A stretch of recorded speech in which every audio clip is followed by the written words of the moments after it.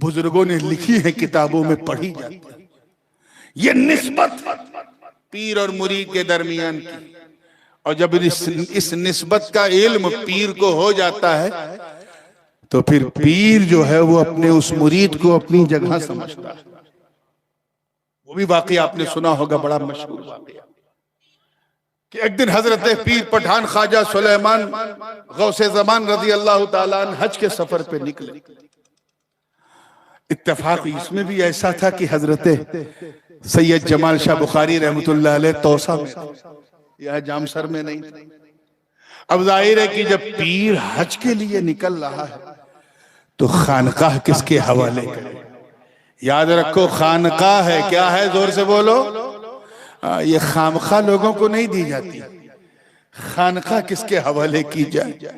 उस वक्त आपके अजिल्ले खुलफा वहां मौजूद, एक से बढ़कर एक, ख्वाजा रुकनुद्दीन हो या ख्वाजा नजमुद्दीन हो या ख्वाजा गुल मोहम्मद हो या ख्वाजा अबुल मकारिम हो, एक से बढ़कर एक। मगर दीवाने की नजरों को जहां देख रहा है, दीवाना खुदा जाने कहां देख रहा है। दीवाने को तहकीर से दीवाना न कहना, दीवाना बहुत सोच के दीवाना बना है। हजरत जमालुल औलिया की निगाह को करोड़ों सलाम। हजरत मखदूम सरकार ख्वाजा पीर पठान ने किसी और को नहीं, अपने इस मुरीद सादिक का इंतखाब किया, अपने इस मुरीद खलीफा का इंतखाब किया और कहा कि मैं तो जा रहा हूं हज पर।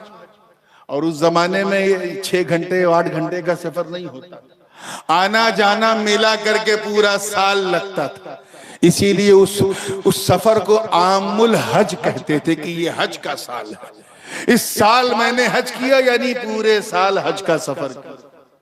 साल भर की बात थी। इतना कहा कि सैयद जमाल शाह, मैं अपना तौसा आपके हवाले करूंगा, आप पर मुझे काबिल एतमाद है, पूरा भरोसा आपके हवाले कर रहा हूं, कह दिया और चले गए।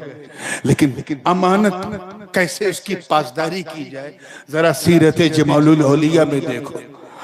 आप फरमाते हैं कि ये जुमला मेरे लिए इतना बावजन था, मुझे रात दिन ये खौफ खाए रहता था कि ये मेरे पीर की बस्ती, ये जामसर और बीकानेर होता तो मैं किसी भी तरह एडजस्ट कर लेता। ये तो दयारे यार है, ये तो दयारे यार है।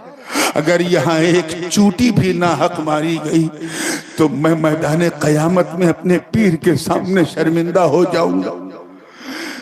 इसी पसोपेश में रात को भी जागते थे, दिन में भी जागते थे, पूरे तौसा की रखवाली भी करते थे और इस कोशिश में रहते थे किसी जरूरतमंद की कोई जरूरत ऐसी ना हो जो मैं पूरी ना कर सकूं।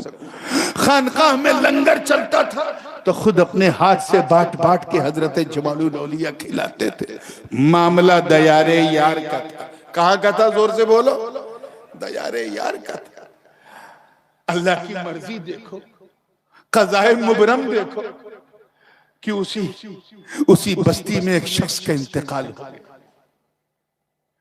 और इस अंदाज से हुआ। इंतकाल होना ये कोई गैर फिक्री चीज नहीं, रोजाना लोग मरते हैं। लेकिन जब इंतकाल की खबर हजरत जमालुल औलिया ने सुनी तो दिल हिल गया। मन में ख्याल आया कि मेरे पीर ने कहा था जैसा मैं छोड़ के जा रहा हूं वैसा लौटाना, मैं तो वैसा ही लौटाने की कोशिश में लगा था। ये एक शख्स गुजर गया, अरे गुजरना था तो मुर्शिद के आने के बाद जाता।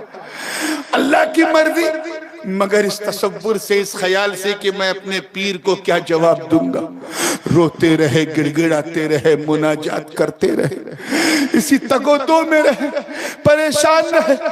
या अल्लाह कोई सबील निकाल दे। तारीख गवाह, तारीख सुलेमानिया पढ़ो तो तुम्हें पता चलेगा कि उसी जमालुल औलिया ने अपने मुर्शिद की भक्ति में डूबकर जो मकामे रजा के मनसब पे फाइज था, जब आंखों से कौसर और सलसबील का धरना जारी किया तो इतना रोए कि रहमत खुदा को भी जोश आ गया। आवाज आई, ऐ सैयद जमाल शाह घबरा मत, जिस बंदे के रोने का तुझे इतना गम है, मैं तेरे पीर के आने से पहले उसे जिंदा कर दूंगा। सुभान अल्लाह, सुभान अल्लाह, सुभान अल्लाह। बहुत जिंदगी मिल गई। ये है शान, यही करामत। वली दिखाए तो करामत कहते हैं, नबी दिखाए तो मोजज़ा कहते हैं। ऐ जमालियों, तुम अपनी निस्बत और किस्मत पे नाज करो, तुम उस मुर्शिदे बरहक से वाबस्ता, अरे जो सिर्फ बीमारों को शिफा नहीं बल्कि अगर आंसुओं की धारा बहा दे तो मुर्दे को जिंदगी भी मिल जाती है।